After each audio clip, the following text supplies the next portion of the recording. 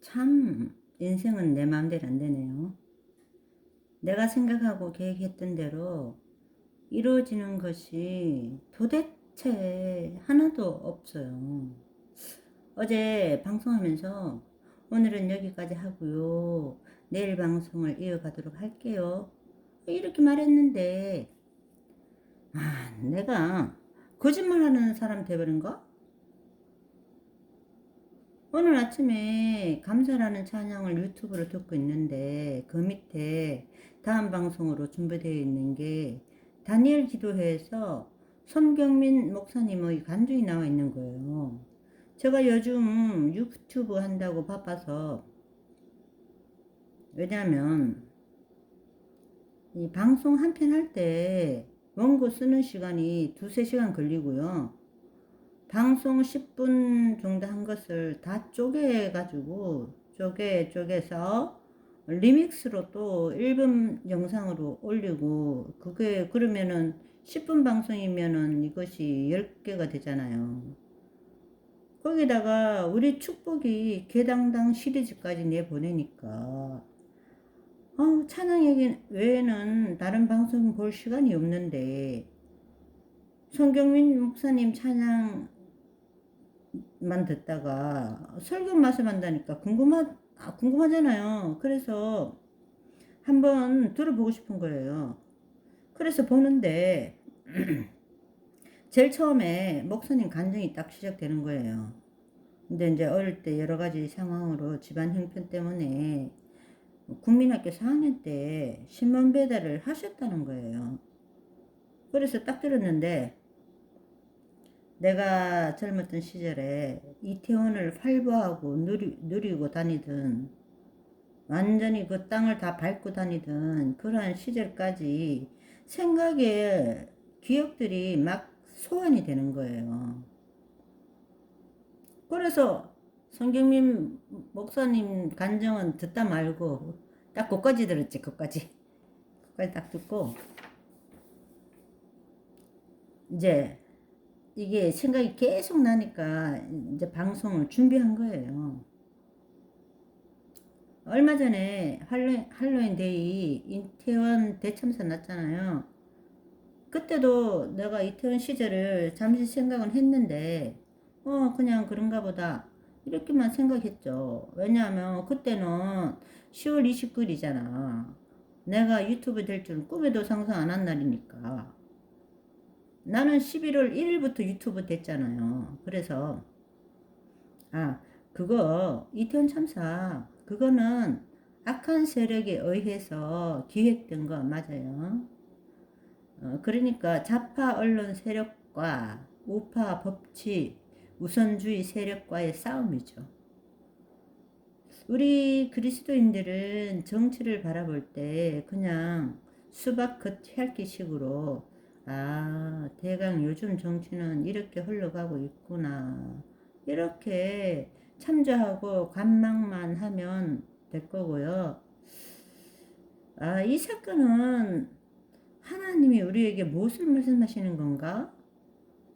이 말세 때에 우리나라는 어떤 식으로 이 마지막 때를 맞이하는 건가?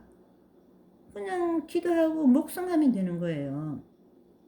지금 우리나라 정책의 싸움은 윤석열 대통령과 한동훈 법무장관과 vs 문재인 패거리와 언론 경찰의 싸움. 이재명을 치는 듯한 제스처를 하고 있지만 사실은 문재인을 치려고 하는구나, 뭐 이 정도 생각하면서 그냥 한동훈 법무장관을 응원하고 뭐 공의에 입각한 쪽이 승리하기를 기도하는 정도까지만. 김무성이, 홍준표, 주호영 요것들이 자기 정치 권력에 대한 욕심으로 좌파로 돌변했네? 문재인의 똘마니가 됐네? 크크크 이렇게 하고 구경만 하면 돼요. 굳이 거기에 너무 깊이 빠져들거나 개입할 필요는 없는 거고요. 악이 관영해져서 주님이 오실 시간이 앞당겨졌네? 또는, 아, 드디어 우리나라에서 법치주의가 다시 회복되고 있는 거 보니까 이러한 악한 때에도 불구하고 우리 하나님은 이 나라를 이렇게 사랑하시네 정도? 그렇게 생각하시면 되겠어요. 그래가지고 80년대 초중반에 우리 딸이 3살이고 아들이 2살. 그 즈음에 제가 서울 용산구 주송동에 살았거든요. 그때 살던 집 방 월세가 방 한 칸짜리인데 방 월세가 5만 원이고 생활비가 또 이렇게 나가고 있잖아요. 그랬는데 이런 식으로 돈을 쓰는데 돈이 모자라는 거예요.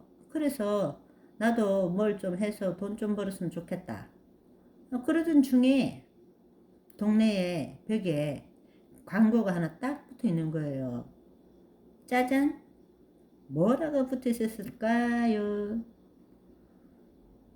동아일보 신문 배달원 모집. 장소는 이태원 시장. 시간은 2시부터 배달 끝날 때까지. 월 수입은 10만원. 이렇게 딱 붙어 있는 거야. 그래서 내가 가서 하겠다 그랬지. 그랬더니 또 바로 일하래요, 막. 그래가지고, 그런데 애들은 아직 기어다니고, 이제 하나는 걸어다니고, 뭐, 이런 상황 안에 애들 누구한테 맡기겠어요. 그래서 딱 보니까 배달 시작하는 이태원 사거리 어떤 건물 3층에 무용학원이 있는 거예요. 그래서 들어가서 내가 물어봤지. 3시간 정도 매일 무용 배우면 학원비가 얼마예요? 이렇게 물었더니 지금은 이제 잘 기억은 안 나는데 한 3만 원 정도인 것 같아요. 그리고 3만 원인가 3만 원이다 그러더라고. 그래서 2명 보낼 건데 얼마예요? 했더니 5만 원 해준대. 5만 원. 사실은 이 5만 원이 작은 돈은 아니에요. 그때 시절에 지금 몇 년 전이냐? 37년 전이잖아. 내가 사는 그때 방 한 칸, 우리 거기 서울 거기서는 그랬어요. 방 한 칸 우리 사는 데가 월세 5만 원에 살았거든. 그래도 5만 원 내면은 또 5만 원 공돈 생기잖아요. 10만 원 준다 그랬으니까. 그래가지고 이제 배달을 시작했는데, 동아일보 안 보는 집이 있더라고. 그래가지고 그 신문 좀 보러 해야 되겠다 싶은 생각이 막 나더라고요. 그래가지고 들어가서 동아일보 좀 구독하시면 좋으실 텐데요. 이렇게 하면은 네 그래요 오늘부터 주세요 뭐 그러는 거예요. 그래가지고 한 배달 2시간 정도 하면서 한 10집 정도 구독 신청 받아오고 막 이렇게 계속 했더니 월급날 돼서 알아봤는데 아니 돈이 들어오니까 알아보지. 영업수당이라는 게 있더라고. 나는 영업이 뭔지도 모르는 상황인데 그래가지고 그래서 10만 원 받으려고 일을 했는데 첫 달 월급이 20만 원 딱 주는 거예요. 그러더니 그 다음 달에 또 30만 원이 되는 거야. 나 막 너무 많이 이거를 구독 신청을 받아가지고 그래가지고 배달하는 집이 너무 많아져가지고 일하는 시간이 2시간에서 3시간이 되고 또 3시간이 또 4시간 되고 막 자꾸 길어지는 거예요. 돈을 많이 벌었지. 뭐 남편 월급보다 더 많아질 뻔하고 있으니까. 그런데 이게 일이 나중에는 막 캄캄해질 때까지 이걸 배달을 해야 되는 거예요. 너무 막 배달할 집이 많아서. 그래서 어느 날 소장님이 배달할 사람 하나 좀 더 구해서 구역을 나누면 어떻겠냐 이러시는 거예요. 그래서 내가 그 우리 옆에 집에 은동이 엄마라고 있었어요. 그래서 살살 꼬셔가지고 같이 배달 일을 하자 그랬는데 처음에는 뭐 또 순조롭게 했어요. 그런데 이제 거기 이태원 시장 구조가 어떻게 되어 있냐면은 큰 길을 가운데다 딱 두면은 예, 이쪽 이쪽 저쪽 이렇게 두 군데로 나눠져 있거든요. 그래서 한쪽만 이제 하게 됐지. 그런데 또 얼마 안 지나니까 한 집 건너 한 가게 한 건너 뭐 이런 식으로 신문을 보니까 또 시간이 캄캄할 때까지 배달하게 되는 거예요. 그래서 원래는 이제 반만 쪼개가지고 그걸 이제 맡아서 배달하는데 이거를 또 쪼개게 되는 거지. 이게 계속 무한 반복이 되는 거예요. 그래서 처음에는 이태원 시장 전 구역을 배달했는데 그거를 반으로 쪼개고 또 좀 있다가 또 반으로 쪼개고 또 좀 있다가 그걸 반으로 또 쪼개고 또 좀 있다가 반으로 쪼개고 막 이런 식으로 계속 무한 반복하다 보니까 배달 반경이 100m도 안 되는 거예요. 뭐 완전 대박 났지. 그래서 짧은 시간 일하고 돈은 많이 벌고 이 생활을 막 신나게 했는데 어느 날 임신이 덜컥 돼버린 거예요. 그래서 애들 아빠한테 이거 임신된 것 같은데 막 이렇게 했더니 막 절대 낳으면 안 된대. 애 들이면 딱 좋은데 애 지금 우리 둘이 있는데 딸 하나 아들 하나 있는데 또 왜 애를 낳아 그러면서 막 펄쩍펄쩍 뛰는 거예요. 왜냐하면은 나는 그냥 혼자 자랐지만은 우리 애들 아빠들 같은 경우는 육남매 가운데서 자랐거든. 그래서 그 당시 나는 주니까 좀 멀리 떠나 있는 상태였기 때문에 뭐랄까 그냥 종교인으로 뭐 썬데이 크리스찬으로 이렇게 살고 있는 상태라서 그것이 죄인 줄은 꿈에도 모르고 그냥 낙태 수술을 하러 병원을 간 거예요. 그래가지고 마취해서 깼는데 의사 선생님이 애를 안 뗐다는 거예요. 그래서 내가 왜요?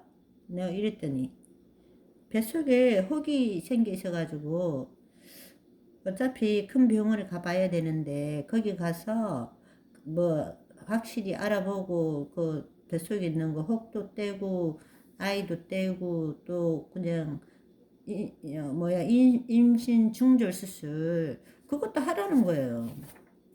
그래서 집에 와가지고 내가 이야기를 했지. 근데 뭐 이제 그 수술하려고 생각하고 마취를 받았기 때문에 너무 막 그 여파 때문에 피곤해가지고 한숨 잘라 그러는데 그때 우리 엄마가 대구에서 에휴, 우리 딸내미 잘 사나 이렇게 보러 왔는데 40살에 나를 낳아가지고 무남동료 외동딸인데 아이고 서울 와서 딱 보니까 신문 배달하고 돌아다니니 엄마가 얼마나 속이 상해 있었겠어요. 그런데 나는 그때만 해도 지금도 마찬가지지만 철이 없어가지고 엄마 마음 이런 거 자체를 이해를 못한 거예요. 그래서 내 엄마한테 막 그랬지.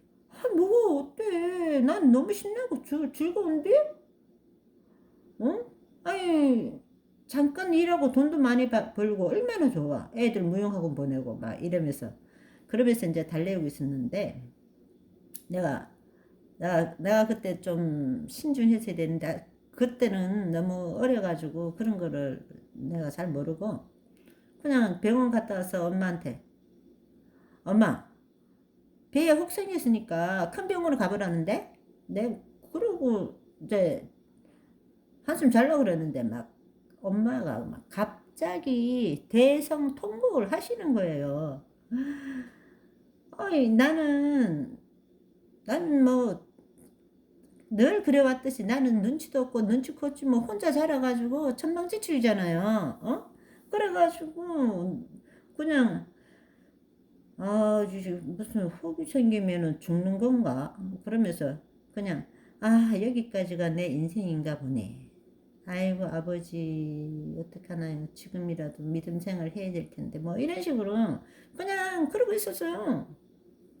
그래가지고 그 용산에 중앙대 병원을 가서 수술을 했는데 이제 검사 결과가 나왔는데 보니까 악성 종양은 아니고 그냥 양성 종양이래요. 그래서 의사 선생님이 이제 수술할 때 박희숙 씨 수영복 입어도 표시 안 나게 가로로 잘 꼬매 드릴게요. 막 그러시는 거예요. 그래서 네 선생님 감사합니다. 뭐 그때 그랬지.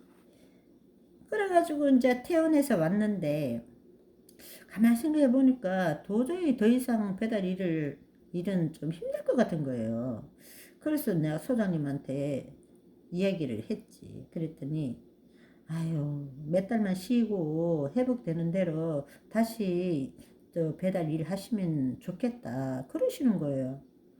그러면서 직원들 몰래 월 10만 원을 더 챙겨주겠다 그러시는 거예요. 그런 그때 내가 어린 마음이고 생각이 좀 형편은 어렵지만 뭔가 돈이 문제는 아닌 것 같다 이런 생각이 들어가지고 사양을 했어요. 그랬더니 소장님이 이제 20만 원 더 챙겨주겠대요. 그래서 좀 생각 좀 해보겠다 하고 한 달 정도 쉬다가 배달 일을 또 시작했는데 며칠 하지도 않아서 이게 마음에 한번 결정을 하니까 마음에 한번 쉬어야 되겠다 이런 쪽으로 결정해서 그런지 일이 더 하기 싫어진 거예요. 그래서 결국 그만뒀죠. 이거 배달일 하면서 에피소드가 엄청 많은데 다음에 기회가 되고 시간이 되면 또 이야기해 드릴게요. 예? 그러면 오늘은 여기까지. 오늘도 행복한 하루 되세요. 뿅뿅. 약속.